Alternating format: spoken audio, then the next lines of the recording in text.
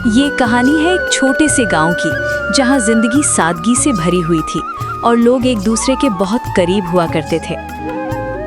इसी गांव में रहता था रमेश, एक मेहनती किसान जिसकी पूरी दुनिया उसका परिवार था। सीता रमेश की पत्नी घर और बच्चों को ही अपनी सबसे बड़ी जिम्मेदारी मानती थी। उनका बेटा अमन, जो कभी माँ बाप के साथ हंसता खेलता था, अब धीरे धीरे बदलने लगा था। मोबाइल, जो शुरुआत में सिर्फ एक शौक था, अब अमन की पूरी दुनिया बन चुका था।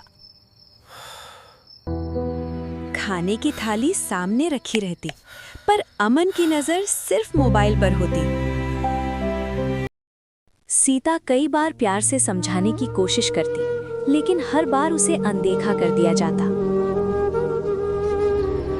रमेश ये सब चुपचाप देखता रहता, पर उसके दिल में चिंता बढ़ती जा रही थी। एक वक्त था जब ये परिवार हर शाम साथ बैठकर बातें किया करता था। लेकिन अब मोबाइल ने उनके बीच एक अनदेखी दीवार खड़ी कर दी थी। सुबह की शुरुआत खेतों में मेहनत से होती थी, लेकिन अमन की सुबह अब मोबाइल की स्क्रीन से होती थी।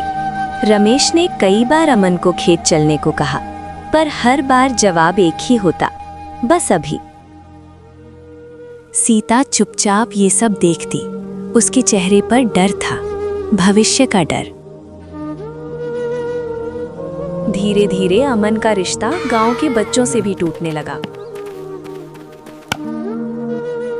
जिस उम्र में दोस्त सबसे जरूरी होते हैं, उस उम्र में अमन अकेला होता जा रहा था।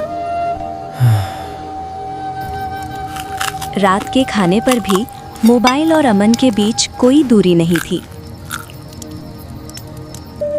सीता का सब्र अब टूटने लगा था, मगर ममता ने उसे चुप रहने पर मजबूर कर दिया। रमेश को लगा, अगर आज नहीं रोका तो कल बहुत देर हो जाएगी। अगली सुबह रमेश ने अमन से सख्ती से बात करने का फैसला किया।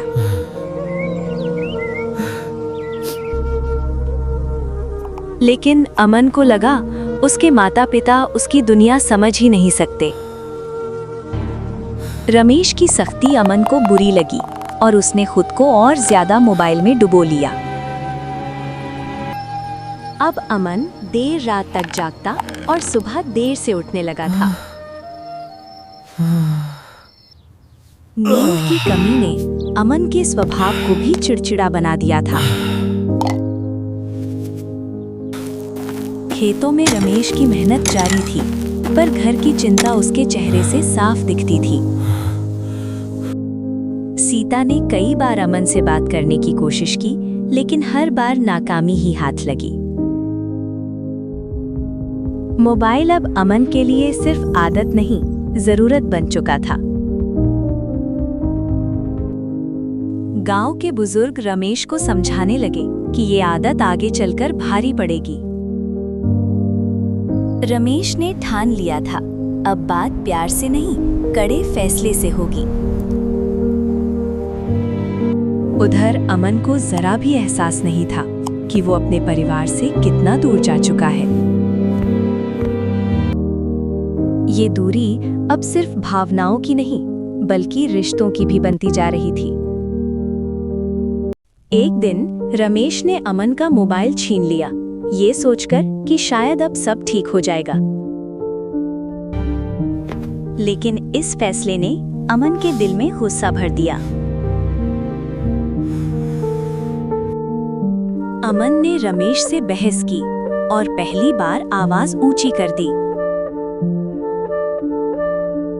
सीता दोनों के बीच आ गई, उसकी आंखों में आंसू थे। पहली बार उस घर में शांति नहीं, सिर्फ सन्नाटा रह गया।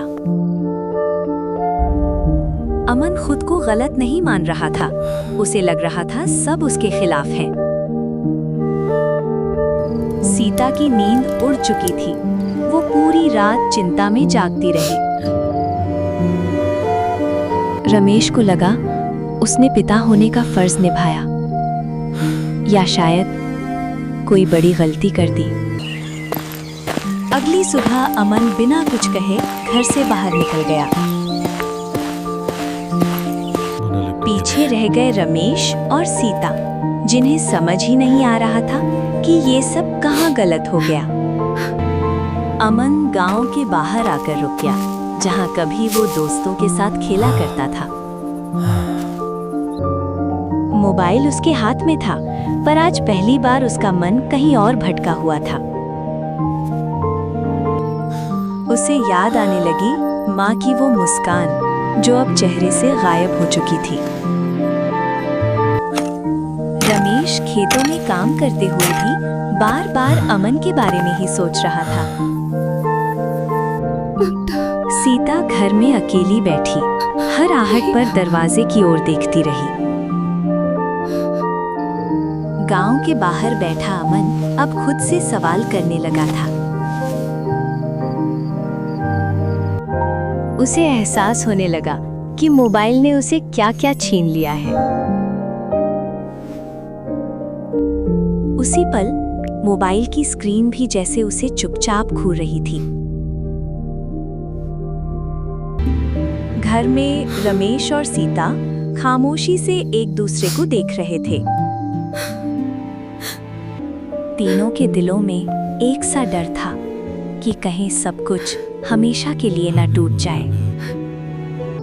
उस डर के बीच अमन के कदम खुद ब खुद घर की तरफ बढ़ने लगे। घर के अंदर रमेश और सीता खामोशी में बैठे थे, जहां कभी हंसी गूंजती थी। मोबाइल हाथ में था, पर आज पहली बार अमन की आंखें स्क्रीन पर नहीं थीं। उसे याद आया कैसे हर बार उसने अपने अपनों को टाल दिया था। सीता की नम आंखें आज भी दरवाजे की ओर देख रही थीं। और रमेश, जो कभी सख्त था, आज अंदर से टूट चुका था। अचानक दरवाजे पर हल्की सी आहट हुई।